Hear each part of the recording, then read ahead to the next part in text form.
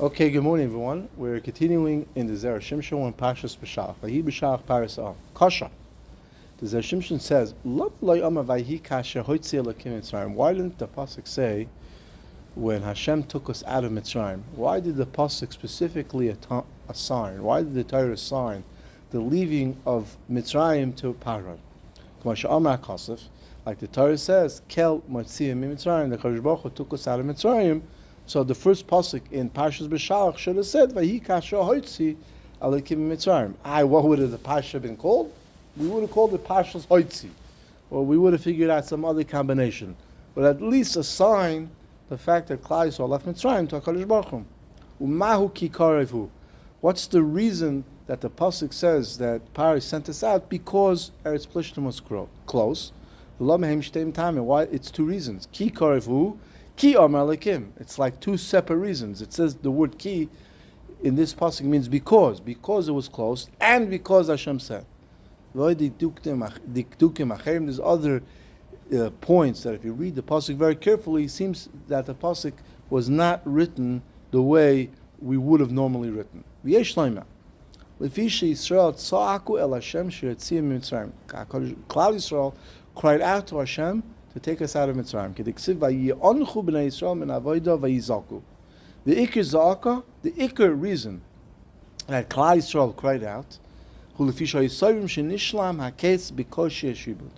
we know that they felt that because the shibud was so hard, much more difficult than it normal should have been, that in the 210 years that they worked, actually was the equivalent of them working 400 years, right? For example, a person could work 8 hours a day, and it feels like 2 hours. Sometimes a person could work 8 hours, 9 hours in a day, and it can feel like he worked 30 hours. The pressure, the intensity, the focus is so strong, it mamish knocked him out like it worked for 2 days. So here too, the Klal Yisrael worked so hard, they were so emotionally and physically attacked and abused that it was kaviyachol they worked for 400 years. And therefore, they cried out to Hashem, that the midas hachesed should awaken and be misgaven them, and to take us out. And when Hashem heard their cry,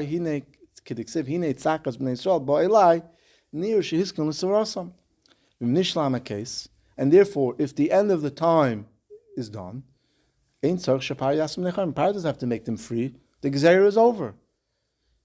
The time itself came. A person has to serve a sentence. Once the sentence is over, he goes out free. He doesn't need anybody to issue a paper to release him. It's only when he gets an early release, he needs a specific document to release him. Ella, the problem was, the midas hadin prosecuted Klal Yisrael, that it said Lamaisa 400 years is 400 years. Don't come to me with cheshbonis and calculations. They worked extra hard. 400 years is 400 years. Therefore,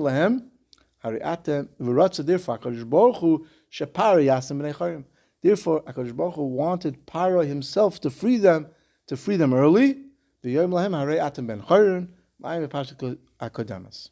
So therefore, reason number one, Hashem wanted Pharaoh specifically to free them, so there shouldn't be any tightness that Hashem took them out before their time. Yeah, Hashem took them out before the time because Pharaoh allowed them to go free. Right? Like the case that we gave an example, that the judge allowed the individual to go free before his time. You can't have complaints that he didn't serve a sentence. Yeah, the judge allowed him to go free. It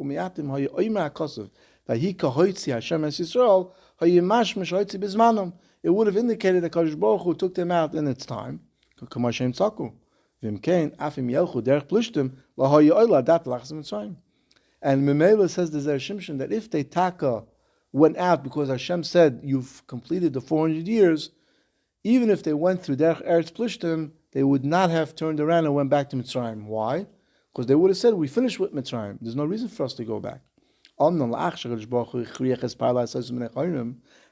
the Zera Shimshon, now that HaKadosh Baruch Hu forced Pharaoh to make them free, and now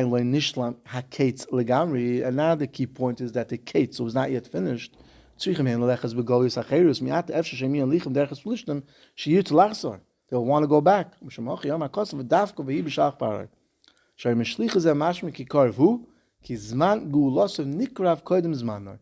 the Zman of the Geula came before the Zman.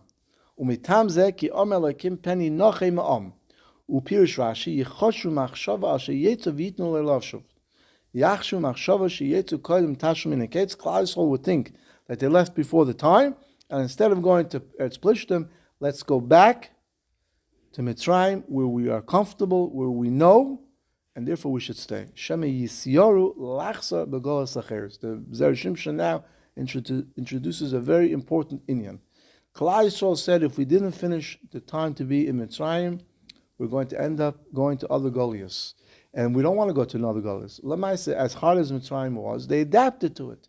They got used to it. They knew how to handle it. They knew how to deal with it. Right? And a person's in a difficult job, as difficult as it is, they adapt to it. The humans are incredibly adaptive people. Right? But now to go to another job becomes difficult. Now the Zera Shimshon says, based on this idea that they were afraid to go to another Goliath, we understand, says the Zera Shimshon, why when Moshe Rabbeinu came to tell them they are free, they didn't really listen to him. Zera Shimshon says, you know why they didn't listen to him? Because they said, yeah, we're free, but we're going to leave early, we're still going to have to make it up. We're going to have to go to another Goliath. And who said that other Goliath is better? Right? Memela, we'd rather stay here. So much so that when Hashem told Moshe Rabbeinu that Klal Yisrael is going to die in the Midbar, they told Moshe Rabbeinu, don't you see this is what we told you? Right? That we'd rather stay in Mitzrayim and finish the Golus rather than die and go to Gehenna. Because we know Gehenna is so much worse that even Avram Avinu told HaKadosh Baruch Hu, I'd rather my children go into the 4 Goliaths than to go into Gehenna. But Moshe Rabbeinu said, no, you make a mistake. And this is what Moshe's taina was. HaKadosh Baruch Hu said, yes, even though you're going to leave early, before the 400 years, however, said Moshe Rabbeinu, HaKadosh Baruch Hu gave us the ability that if we would not do the Averos, we will never have to make up the 400 years. As it says, that when we accepted the Luchas, we were Cheres from Shibud HaMalchus.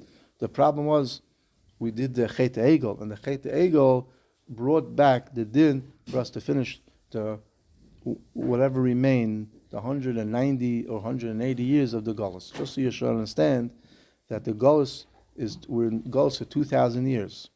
2,000 years would have been 180 years. So if you think of all the things that happened in the Golus between Bais Rishon and Bais Sheni, the terrible destruction, the terrible death, and then after Bais Sheni, from the Romans to the to the Greeks to the Persians to the Ottomans to the Muslims to the Christians, everything that happened in the last 2,000 years would have been compacted in 180 years. You can imagine how difficult the 180 years would have been. But Lamaisa, once they adapted to it, they rather would have stayed and finished it and not go back. And that was the taina that Klal Yisrael had to Moshe Rabbeinu. Now we understand why it says Vayhi Beshalach Pharaoh, because Pharaoh had to send Klal Yisrael out because the Zman of the Golos did not come out yet. And that was Moshe Rabbeinu's, that was the taina that Klal Yisrael had to Moshe Rabbeinu, that you're taking us out, we're going to end up either having to go to Gehenna or to other Goliaths. And Moshe Rabbeinu said, no, now that we went out of Mitzrayim and we got the Torah, we would have been free from ever going back to Golus. But because you did the Chet Egel, that caused the Shibud Malchias going back into Golus to come back into place.